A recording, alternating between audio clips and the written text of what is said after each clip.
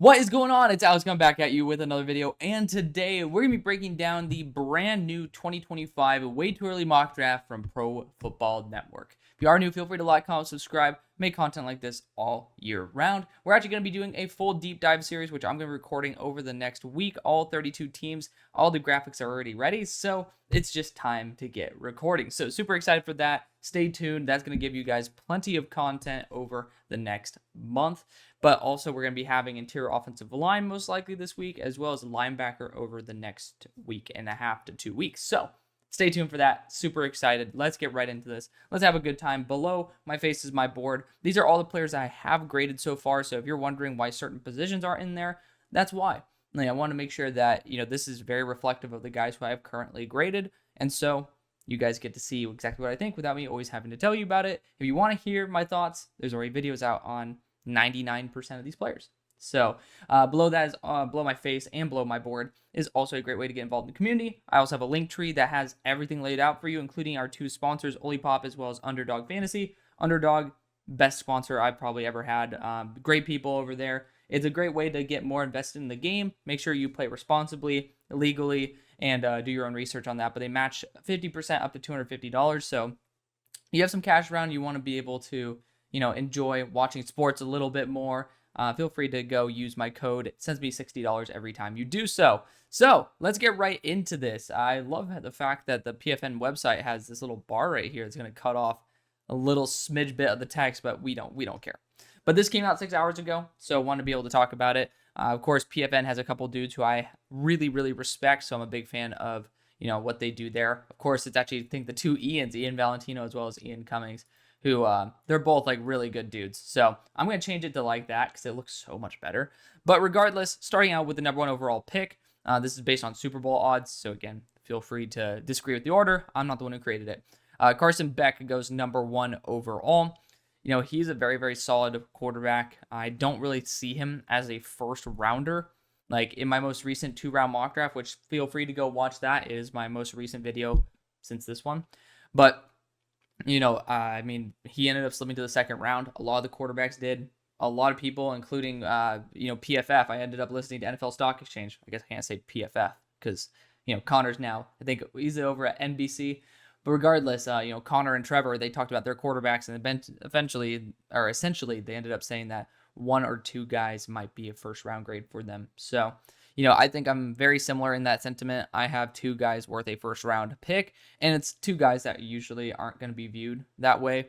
But I think that 3 quarterbacks, because I'm a bit higher on Connor Wigman as well, should be in the consideration for round 1, and that is going to be Dylan Gabriel, who won't go in the first because he's short. Jalen Daniels, who's also relatively short but experienced, and then also Connor Wigman. Carson Beck is basically a better version of Kenny Pickett, and I'm pretty strong on that stance. I mean, I'm a Steelers fan. I mean, those were the vibes I got from Carson Beck, and that's not a number 1 overall quarterback to me. Tennessee Titans go Will Johnson at 2. Perfect pairing to bring there with, I was about to say Les Snead, but obviously Snead from the Kansas City Chiefs that they ended up getting, I think, for a future 3rd-round pick. L'Jarius Snead, that would be, for a future 3rd, that's an incredible deal. So they might have the best corner duo in the NFL if they pick up Will Johnson. Abdul Carter goes to the New York Giants. It makes absolutely no sense to me at all. If I'm going to be completely brutally honest here, and you guys know I am, that's just my style. Because I think that this world, caters too much to people who want to be treated nicely rather than, getting honest opinions. Welcome to the sports world. We actually give honest opinions here. Just kidding. But I'm going to try to change that. A lot of people like to make reactions for clicks and stuff, and I think that's bullshit, just to be completely brutally honest. And I share no form of sympathy for people who get paid to type BS on the internet because, simply put, they don't deserve to have that type of niceness given to them when they end up actually making money off of this. So, is what it is. Abdul Carter, though, there's no reason to go after an edge rusher. They just paid one like $30 million a year, and they're gonna probably pay KT as well. This makes literally 0 sense for me. I just don't understand this at all. If the Giants are at number 3 overall, it seems like they should be looking at a quarterback, and you still have guys like Connor Wigman that I think are a better pick. Tetairoa McMillan goes at number 4 to the Washington Commanders. It's another guy who's just like really known for his hands. He's a smooth athlete, sure, but that's not like he's actually gaining separation through a route running. He has a big frame. Not many receivers can compete, or not many DBs can compete with a 6'5" player with elite hands. But at the same time, that's college DBs, not NFL. So I'm a bit lower on Tetairoa McMillan. He ended up moving up my board a little bit more when I ended up adjusting his overall hands grade. At pick number 5, the Patriots go Luther Burden, another player that I am lower on. He is someone who has very inconsistent work ethic, but his talent is certainly there. I have him comped to Deontay Johnson, but he does have big motor concerns for me. He takes a lot of reps off. At pick number 6, the Broncos go Dayon Walker, defensive interior out of Kentucky. Another player that I think is severely overrated. So far, I think we have, apart from Will Johnson, all players who are extremely overrated or not a good fit at all, which, again, I love my guys over at PFN, but so far, this is not a very good look, in my opinion, unless you're just trying to get, team fits out there. When you look at Dayon Walker, he's 6'6", he has really quick feet, he has some quick moves, which are certainly unique, but, okay. I mean, we got to talk about this. I got to text Ian about this one. It surprisingly falls out of the top 5. Like, that's a bit of a stretch here. So, I don't really think this is good journalism so far, is what it is. But Dayon Walker gets sat on his ass way too many times. He struggled mightily versus some of the best interior offensive lines in the class that, they're going to be transferring to the NFL, and that he's going to be going up against teams that are very similar talent-wise to the teams that he's kind of struggled against. So, Dayon Walker, just watch that Georgia game. He looked absolutely atrocious. Needs to lower his pad level. It's kind of hard to do at 6'6", so that's why not many guys truly can compete very well at 6'6", but he also stands straight up, so that's why he's on his butt a lot of the times. So saying surprisingly falls out of the top 5, again, like it sounds like somebody, this guy's probably new, trying to make a name for himself, but at the same time, if you're getting paid for something, it's similar to in the law in terms of defamation. Like when you're a public figure, you have to prove malice because there's just like you're putting yourself in the spotlight. It's very similar here where, you're purposely putting yourself out there. You don't get the same type of love and protection that you do if you're just trying to be, just a standard person trying to make their name for themselves. So, when you get paid and, you make a bullshit claim like that, you already know I'm going to call you out. Cardinals then go Travis Hunter, defensive back / wide receiver out of Colorado. It's an interesting idea. This is where I think Mason Graham fits perfectly. I think their defensive interior is pretty mediocre. They signed some dudes to be stopgap players. Travis Hunter is inconsistent in terms of his motor, but, extremely high IQ. Obviously, there's a reason why he was the number 1 player coming out of high school, and deservedly so. I mean, again, the high-end flashes are there. I just don't really think he's fully developed the way that I really wish he would under prime time, but we'll see if that ends up taking another step up, because if he ends up taking another step up this year, then he's certainly worth a top 10 pick. At pick number 8, the Vegas Raiders go Shedeur Sanders. It just feels like this is very cookie cutter. I don't really see very much novelty or actual understanding of the players based on some of the analysis here, but that's okay. Gardner Minshew, Aiden O'Connell, Shedeur Sanders, I honestly think that they're all relatively the same style. Like guys who have some mobility that they can leverage, but not going to be an asset. Minshew, to be fair, is a lot more athletic, but not the strongest arm for like Shedeur Sanders. I feel like Aiden O'Connell has him beat. If you combine Gardner Minshew and Aiden O'Connell, I feel like you can get Shedeur Sanders here. Both Gardner and Aiden have a relatively solid processor, but nothing elite. Same thing for Shedeur. He's a good processor, but again, on NFL standards, he's nothing crazy. But Shedeur, he also brings a ton of baggage with him. I just highly doubt that he goes in the first round. I highly doubt he goes on day 2 either, because there's just been so much bullshit drama, and and just call it out, billionaires aren't really a huge fan of their organizations being dramatic for the wrong reasons. The only one who's really been able to thoroughly profit off of it is Jerry Jones. And, maybe that's where you could see him going. But Shedeur Sanders doesn't have the actual talent of the number 8 overall pick. Put it that way. Pick number 9, Walter Nolan out of Ole Miss goes the Indianapolis Colts. It's interesting. I don't really know about defensive interior of another small size going to the Colts being a good idea in the first round. They do prioritize defensive line talent, but DeForest Buckner is there. Now you have Law too. You also have Adetomiwa Adebawore. That would be in the same role as Walter Nolan. So it just doesn't make very much sense to me why you would go after a relatively underwhelming, but still, he actually plays pretty damn well. But it's just for a number 9 pick, very, very underwhelming. He does not have the size. What is this? What is this, guys? I mean, the size at 6'4", 290 to be a top 10 pick as a defensive interior? Like, what are we talking about here? Like 300 is like that floor for a top 10 pick. And most of the time it's like 310, 315 that you want in a top 10 pick. So again, got to call it out. That's poor journalism right there. Walter Nolan's not deserving of a top 10 pick. I mean, I like Walter Nolan too. So, you could call it like cutting off my nose to spite my face, but I like Walter Nolan, not as a first round player by any means. I think he's like a solid early day 3 guy, but has some good explosiveness. He's going to be solid there next to, I think, JJ Peku, or I think it's Peggy's, one of the two. I don't know how to pronounce names, but that's going to be a really nice 1-2 punch because you have lightning and thunder, so to speak. But I think this is an absolute BS claim here that he has the size to be a top 10 pick. Does have the explosiveness, but that comes with the fact that he's not big. Saints then go Ben Morrison. Not like they need a corner. So, I mean, it is what it is, but if you have the number 2 player available at number 10, not going to be mad about that at all. I'm glad that they did not end up mentioning that the Saints need to get a corner, because I was about to say their corner core is pretty damn good. But again, when you get number 2 player available at a high value position that has high turnover, it makes sense. Pick 11, the Vikings end up going Ernest Green. Oh, here we go. So the Vikings end up getting a left tackle here. I'm a little bit curious as to why they would draft a left tackle. Right tackle, like, sure. I mean, you could debate whether you want to get a succession plan at right tackle. But drafting a left tackle at pick 11, one that lacks solid mobility, one that has a guard frame as well at 6'4", I think 324. And I mean, overall looks more comfortable in like when he acts as a guard, essentially having a tight end next to him or a pulling offensive lineman to support. When he acts as an interior offensive lineman, he plays so much better. And if you want to say he's going to be kicking into guard, sure. But I mean, first off, talking about him being the top tackle.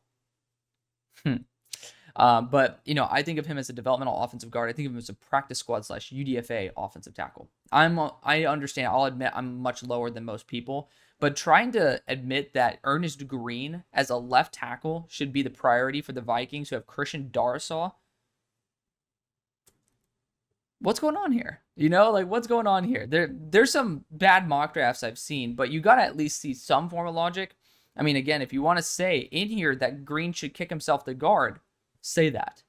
And maybe that's fine. Like, I'd be fine if that were the logic. Don't think it'd be good for a pick 11, but definitely a pick that probably is the one spot where I wouldn't suggest the Vikings should target at all. I might go every other position, including quarterback, over left tackle. So probably the worst pick you could make right there. Pick 12, the Buccaneers go Harold Perkins. I love this pick. Again, there you go. There's a quick switch. There's the bipolarism kicking in terms of my analysis, huh? Of course, when you draft poor players earlier, good players fall. So there you go. But the Buccaneers are going to need some juice, both at edge rusher, because right now I think they have Yaya Diaby as well as Joe Tryon Shoyinka, who are good rotational guys, but not an actual starter.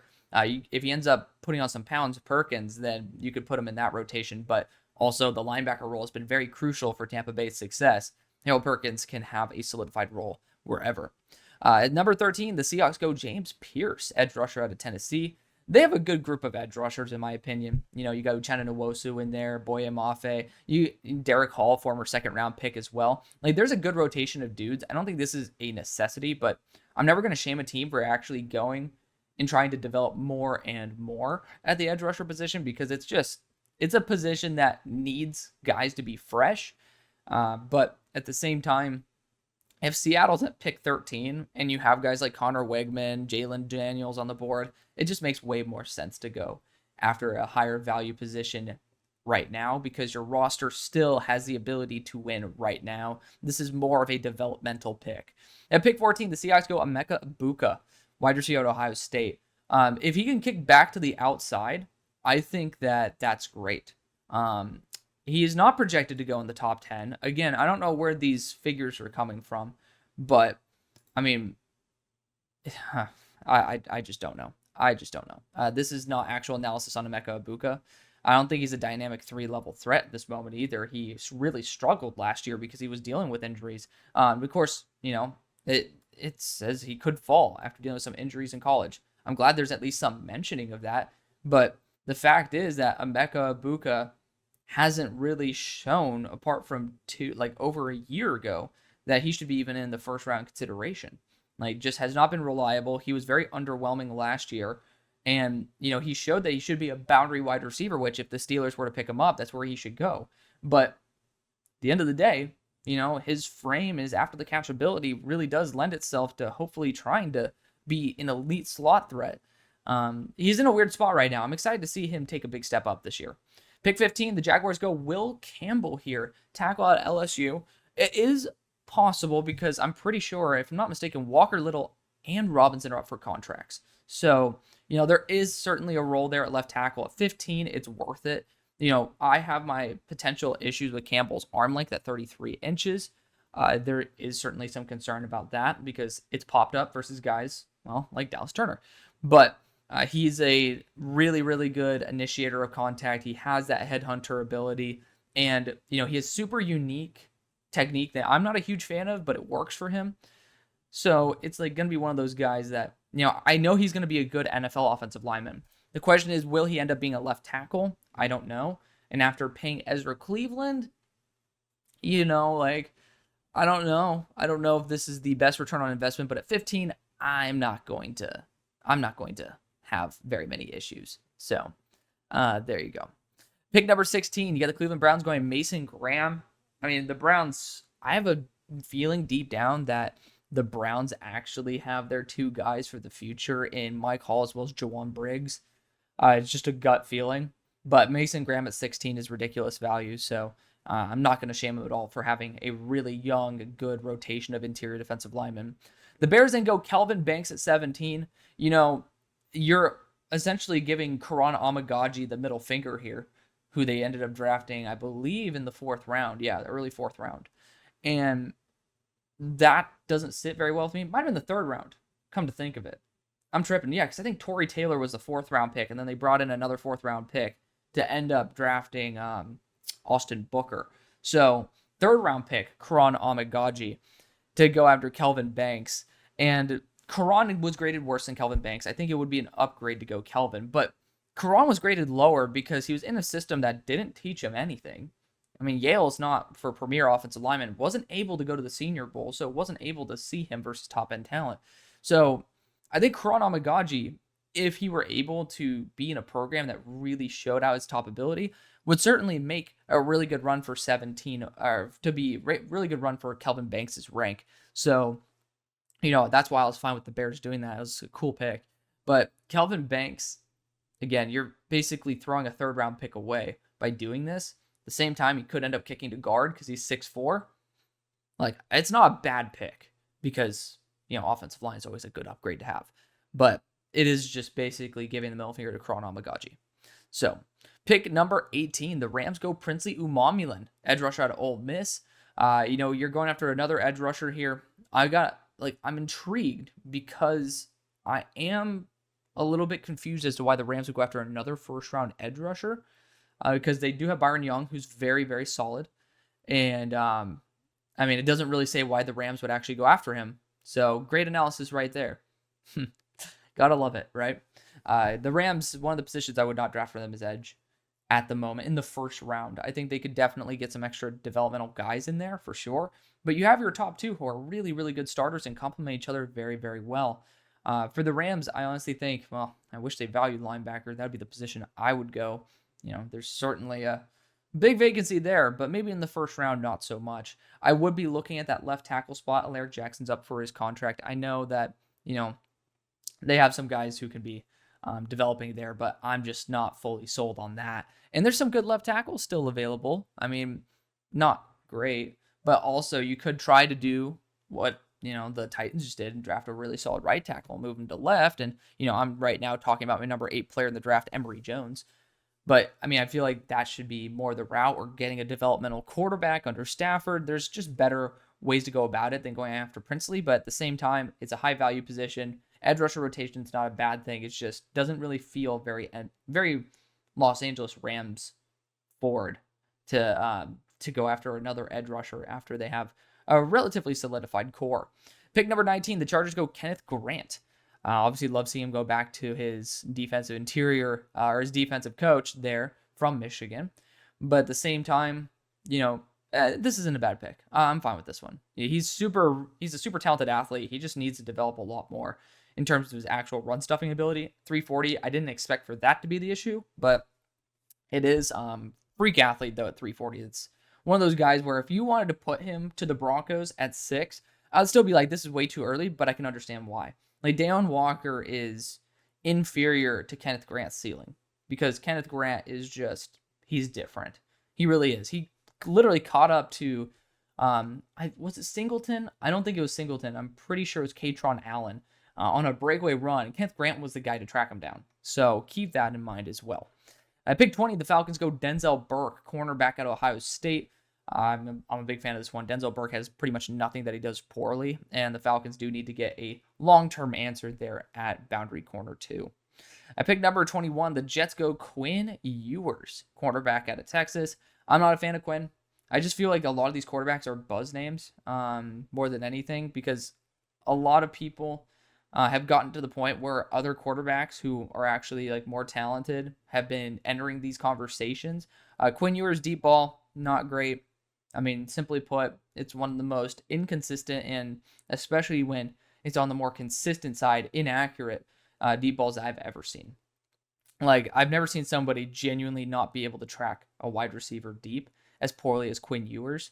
And, it is what it is. But Quinn Ewers, within 15 yards, is one of the better quarterbacks. If you were able to, extend his range, so to speak, by being more consistent deeper. Not saying he doesn't have the arm for it. He has a big arm, but he just doesn't know how to use it at this moment. Then I'd be supportive of this. But Quinn Ewers, to me, is not a first-round pick at the moment. Pick 22, the Dolphins go Malachi Starks. Losing Brandon Jones this offseason, it's not like it was the biggest loss on planet Earth, but Malachi Starks at this point wouldn't be a bad player to go to. Very talented player. Pick number 23, we got the Packers going Nick Anderson, wide receiver out of Oklahoma. I've seen a lot of love for Nick Anderson around. Somebody who didn't really pop off to me. Of course, that's because I haven't watched him in all 22 yet, so I'll admit that first. There's another wide receiver in Oklahoma that I think is, deserving of this pick, and that's Deion Burks. At the same time, you're looking at the receivers the Packers have in the slot. Well, Jaden Reed, probably not going to be someone who I would end up trying to replace. And Deion Burks would be at about 5'9", probably someone that would have to compete for that. Deion Burks, fantastic transfer from Purdue to Oklahoma. English is hard. But pick number 24, the Cowboys go Cam Ward. I could totally see this being the case. If Cam Ward doesn't make his dumbass boneheaded decisions, I think that he really can be worth a first-round pick relatively easily. Like, at this moment, he is... Where are you at, buddy? 54th on my board. And that's because he makes some boneheaded mistakes, but his high-end play is ridiculous. So I'm really hoping that he ends up continuing to develop. The U is not the place where I've really seen that happen, but we'll see what happens. Pick number 25, the Eagles go JT Tuimoloau. I think edge rusher is the perfect position for the Eagles to go. I did not see him at 277, though. I don't know about that.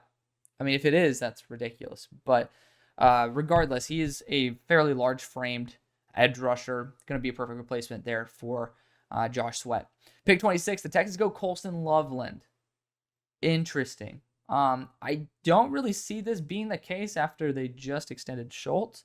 It wasn't like a 10-year contract, of course, so there's still room for it, but this is a bit early.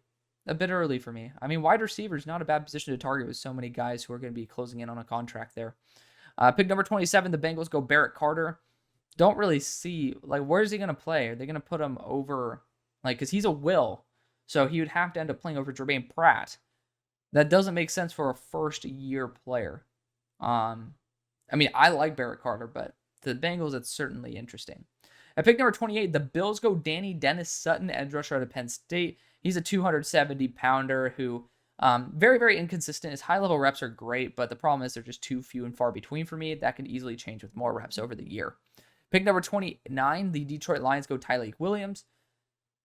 You know, I mean, after you sign Aleem McNeil to a 3-year deal, no, I'm tripping balls. There you go. Lee McNeil actually was fantastic last year. He didn't sign to a 3-year deal. I was thinking of the Dolphins defense interior that went to the Raiders that got a 3-year deal for, I think, around like 84. But you ended up bringing on DJ Reader to the squad. I'm forgetting for how long, but if he is closing in on a contract, to be honest, that would have been the perfect time to mention it in the body of work here. Of course, that doesn't end up actually being the case because, unfortunately, I don't really see very high ceiling or very bright future for this writer if he doesn't end up actually using real analysis here. But Tyleik Williams is a fantastic defensive interior player. He's my defensive interior too. I just forget what DJ Reader's contract is. If it's 2 years or under, I support this pick because, you know, it's always good to have some extra defensive interior rotation that's actually good.